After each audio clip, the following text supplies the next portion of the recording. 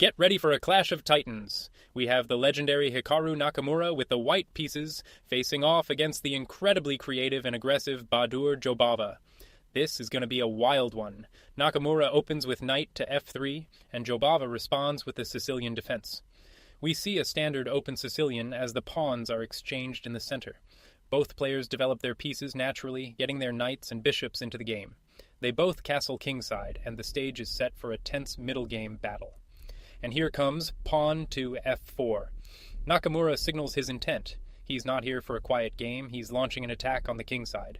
Jobava is at a crossroads here, and he needs to be precise. The engine suggests a very active approach. The best move was pawn to b5, immediately challenging white's control. After pawn to a3, queen to b6 check forces the king to h1, and after the king moves to h1, pawn to a5 solidifies black's queenside. But in the game, Jobava plays the quieter pawn to b6, a small inaccuracy that gives Nakamura a slight edge. White develops with bishop to f3, black completes the queenside with bishop to b7, and the players bring out their queens before the real action begins. Rook to d1, a brilliant move from Nakamura.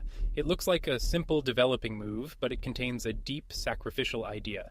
He's inviting black to capture the knight on c3, and Jobava takes the bait. He plays bishop takes knight on c3, accepting the challenge. And this is the point. Pawn takes bishop on c3. A fantastic recapture and the only move that maintains the advantage. This opens the b-file for white's rook and strengthens his center. Jobava develops his queen to c7, and Nakamura immediately begins his assault with pawn to h4. Black is under pressure and needs to find the right defensive setup. The best way was to focus on the open c-file. Rook to c8 was the move. After pawn to h5, knight to f6 retreats, then bishop to b2, and knight to a5 prepares to challenge white's control. Instead, Jobava plays knight to c5. It looks active, but this inaccuracy allows Nakamura to increase the pressure on the kingside. The attack continues with pawn to h5. Black's knight is forced on a journey first to a4 and then all the way back to b8. But Black's recapture, pawn takes pawn on g6, is a significant inaccuracy. Recapturing with the f-pawn was essential, and now white's advantage is growing. Nakamura brings his queen to f2, eyeing the weak black king, while Jobava shuffles his knight to d7. Nakamura is in the driver's seat, but he lets the advantage slip right here. The strongest move was queen to h4, directly targeting the king. After rook to c8, pawn to f5 breaks open the position. Knight takes the pawn on c3, and rook to e1 would have maintained a crushing attack. But instead he plays queen to d4, and with this inaccuracy the advantage is gone. The game is level again. Jobava's knight returns to the powerful c5 square, and now another slip from white. Pawn to c4 is an inaccuracy. Pushing with f5 was the way to keep fighting, but now Jobava takes the initiative, and Jobava strikes back immediately with pawn to e5. Pawns are traded in the center, and black's rook joins the party on e8. Suddenly, it's black who is on the attack. The position is getting very tricky for white, and he misses the best defensive resource. He needed to play knight takes knight on c5. After the recapture, bishop to c3 would challenge black's control. Then pawn to f6, and rook to d4 would have kept the game balanced. Instead, Nakamura plays rook to e1, and this allows Jobava to build up even more pressure. Black's knight lands on the dominant e5 square, a huge outpost. After white plays bishop to c3, the knight reroutes to e6, preparing new threats. White is struggling to find a plan, and this queen move only makes things worse. The best try was queen to f6, challenging black's queen. After queen to d8, bishop takes the knight on e5, pawn recaptures, and queen takes pawn on e5 would win a pawn and fight for equality. But in the game, he plays queen to h4, and after this slip, black's advantage becomes serious. But Jobava misses the most precise continuation. Queen takes pawn on c4 is an inaccuracy. The simple pawn push to f6 would have been much stronger. A tense sequence of moves follows. The rook lifts to e3, the king steps to g7, and pieces are shuffled around as both players navigate this incredibly complex position. And just like that, Jobava lets the advantage slip away with another inaccurate queen move. The correct move was rook to h8, keeping the pressure on the white king. After queen to g3, rook to d8, bishop to e2, and knight takes pawn on e4 would simply win a pawn. Instead, he plays queen to e7, and amazingly, after all that, the position is back to equal. Nakamura repositions his queen to g3. Jobava brings his bishop back to c8, and after bishop to c3 he solidifies his kingside with pawn to f6. White plays knight to b5, but this is an inaccuracy. He missed a huge opportunity with bishop to h5, which would have put black under serious pressure. Jobava improves his position, bringing his rook to the d8 square. And another slip from white, he's just not finding the critical ideas in this position. Again, the key move was bishop to h5, targeting the king. After pawn to g5, rook takes pawn on d6. Rook recaptures, and bishop takes the knight on e5 would create huge problems for black. But back in the game, he plays the passive bishop to a1, and now black's advantage is significant once again. Jobava activates his rook to h8, preparing to attack.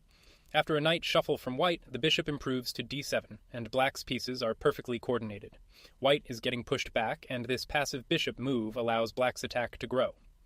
The last chance to create counterplay was knight to f5, check. After bishop takes the knight, pawn recaptures, then pawn to g5, and queen to f2 would have kept the fight going. Instead, Nakamura plays bishop to e2, and this allows black's attack to become overwhelming. Jobava's rook swings to h6, adding more fuel to the fire. White finally plays knight to f5 check, but it's too little, too late, and bishop takes knight on f5 is a fantastic move from Jobava. In fact, it's the only move that maintains his winning advantage. Anything else would have let white back in. White recaptures with the pawn, black doubles rooks on the h-file, and the white king is forced to flee to f2. The end looks near, but a moment of hope for white. Black's pawn to g5 is an inaccuracy, as it allows a defensive resource with queen to f3. Nakamura has one last chance to save the game. The key was to find this defensive queen move. Queen to f3 was the only move. After rook to h1, a series of trades follows, and after the rooks are exchanged, bishop takes knight on e5 would actually win a piece for white. But he misses it. He plays bishop to d4, and with that the final chance is gone. And here comes rook to h4, a brilliant rook sacrifice from Jobava. This stunning move deflects white's key defender and completely shatters his position. What a shot! White has no choice but to capture the knight on c5, but black follows up with rook to f4 check, forcing the king to g1, and the pawn recaptures on c5. Black is completely winning. White's position is in ruins, but this bishop move doesn't help. A better try was rook takes knight on e5. After queen recaptures, a rook to d7 check, king to f8, and queen to b3 would at least put up some resistance. Instead, he plays bishop to b5, and the position continues to collapse. Jobava's rook slides to d8, taking full control of the d-file. White's rook to e1 is another inaccuracy in a hopeless position, only hastening the inevitable end. And now the passed pawn on c4 begins its march, a deadly threat. Pawn to a4 from white is a desperate attempt, but it does nothing to stop black's overwhelming attack. The queen comes to c5, piling on the pressure and preparing the final blow. And this is the decisive mistake. Nakamura is completely lost, but this move walks right into a winning tactic. The only way to play on was king to h1. After rook takes pawn on f5, konai king to g1. Rook to h8, and bishop to a6. But in the game, he plays rook to e2. This is a fatal error, allowing a devastating sequence that wins the game on the spot. Jobava's knight leaps to g4, forcing a trade. The rook moves to e1, and the knight captures on e3, removing a key defender. Queen takes knight on e3, a fantastic find from Nakamura, and the only move to avoid immediate disaster. Here's the point. If black plays rook to d1, white can play queen takes queen on c5, and after rook takes rook on e1 check, king to h2, and unbelievably, it's white who wins a rook. And now, a shocking twist. Jobava has a clear win, but he misses it. The winning move was rook to d1. After queen takes queen on c5, rook takes rook on e1 check. King to h2, and pawn takes queen on c5 would have won a full rook and the game. But incredibly, he plays queen takes queen on e3 check. This is a huge mistake, trading queens, and giving Nakamura serious chances to save the game. Nakamura recaptures with the rook, and we are now in a rook endgame. But Jobava makes another inaccuracy with king to f8. Activating his rook with rook to d2 was the much better path. And white misses the chance to punish. Rook to h3 is played, but rook to e6 would have put black under immense pressure. Black gives a check on d1, and the white king is forced to the corner on h2. And now, for the second time in this game, rook to h4, a second brilliant rook sacrifice from Jobava.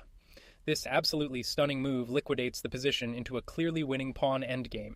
White has no choice, rook takes rook on h4 is forced, and pawn takes rook on h4. A great recapture, and the only move that secures the win after that incredible sacrifice. The rest is a matter of technique. White's bishop captures the pawn on c4, but black's rook dominates from d4. Jobava's king begins its triumphant march up the board to h6. White exchanges pawns on h4, but this only helps black. The rook recaptures with check, and after the king moves to g3, black's king lands on g5, sealing the deal. And at this point, Hikaru Nakamura resigns. What an absolutely chaotic and brilliant victory for Baadur Jobava, full of twists and turns. White resigned because the position is completely hopeless. Here's what he saw. If white tries pawn to c3, the rook simply swings to f4, bishop to e6, and the rook just vacuums up the pawn on a4. After king to f2, black's king, rook, and passed pawn will easily win the game.